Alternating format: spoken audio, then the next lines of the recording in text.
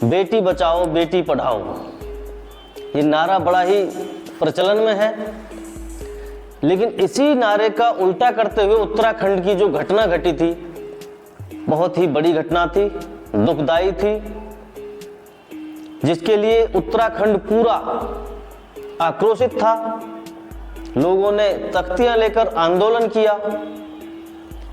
आपको पूरा प्रकरण बताएंगे कि उसमें क्या हुआ था, क्या कार्य ऐसे थे जिनकी वजह से उत्तराखंड को एक जलने की स्थिति में आना पड़ा। एमडी हॉस्पिटल बहुत ज्वलनशील मुद्दा था। मैं एमपी सिंह राणा आज आपको बताऊंगा एक ऐसा मुद्दा जो आपको भी सोचने पर मजबूर करेगा कि हम लोग कर क्या रहे हैं। एक 19 साल की बेटी अंकिता भंडारी, जो कि एक रिसोर्ट में रिसेप्शन का काम करती थी, सितंबर 2022 में 18 तारीख को वो गायब होती है। परिजन गुमशुदगी लेकर जाते हैं, लेकिन मामला इतना हाई प्रोफाइल था क्योंकि उसके साथ में जो संलिप्त था उस रिसोर्ट का मालिक पुलकित आर्य, एक रिसोर्ट चलाने वाला जो एक पैसे वाला धनाढ्य व्यक्ति था और राजनीतिक रूप से भी मजबूत था, वो इसमें इन्वॉल्व था। और वो अकेला नहीं था, उसके साथ 2 साथी और थे, एक अंकित गुप्ता और एक उनका साथी और था जो भास्कर। ये 3 लोग उसमें सम्मिलित थे। उस अंकिता को ये लेकर के जाते हैं कहीं किसी सर्विस को लेकर के, इनमें कहासुनी होती है। जब मामला खुलता है तो पता चला कि इन लोगों ने अंकिता को एक नहर में डाल दिया था। बहुत बड़ा आंदोलन उत्तराखंड में देखने को मिला। 2022 की घटना अब आके खुली।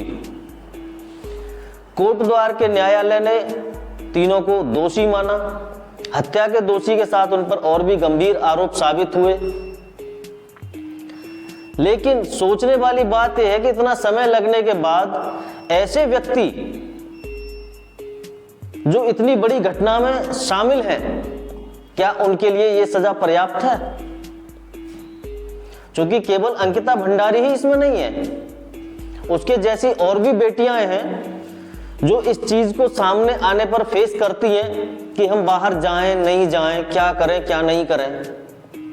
जब लड़कियां बाहर जाने की सोचती हैं तो उनके मन में कई प्रश्न आते हैं कि हम कहीं कार्य करने जा रहे हैं तो क्या हम सुरक्षित हैं? सरकारें बड़े बड़े दावे करती हैं, लेकिन उन दावों की पोल उनके ही जो नेतृत्व में काम करने वाले और लोग हैं वो खोलते हैं।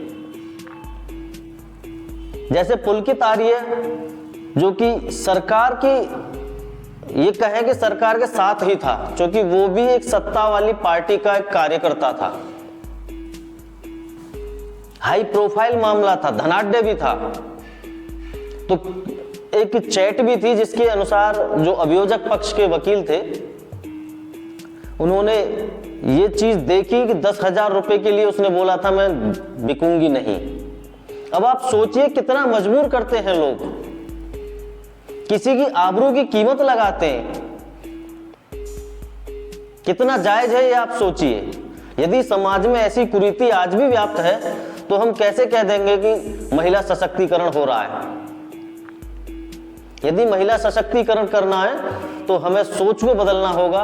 समाज तभी बदलेगा जब हमारी सोच सही होगी। इतनी बड़ी घटना का ये अब आके न्याय मिला है। हालांकि जो अंकिता भंडारी के परिजन हैं वो अभी इससे संतुष्ट नहीं हैं। उनकी मांग थी कि इनको मृत्यु दंड दिया जाए, लेकिन माननीय न्यायालय की भी एक गरिमा होती है, वो हर पहलू को देखते हैं, उसमें क्या है क्या नहीं है, कितने सबूत हैं, किस हिसाब से हत्या हुई, या जो भी प्रकरण सामने आया उसमें सारी चीजों को देख करके न्यायालय अपना निर्णय देता है। हम आपसे सिर्फ इतनी अपील करेंगे कि यदि हमारे बच्चे कहीं जा रहे हैं तो उन पर नजर भी रखें, और बच्चों को भी ये देखना होगा यदि हम किसी संस्थान में कार्य कर रहे हैं तो वहां का माहौल कैसा है, और अपने आप को कमजोर ना समझें। यदि कहीं कोई गतिविधि उनको दिखाई दे तो मजबूती से उसका सामना करें और उसका जवाब दें। धन्यवाद। Don't forget to subscribe and follow us.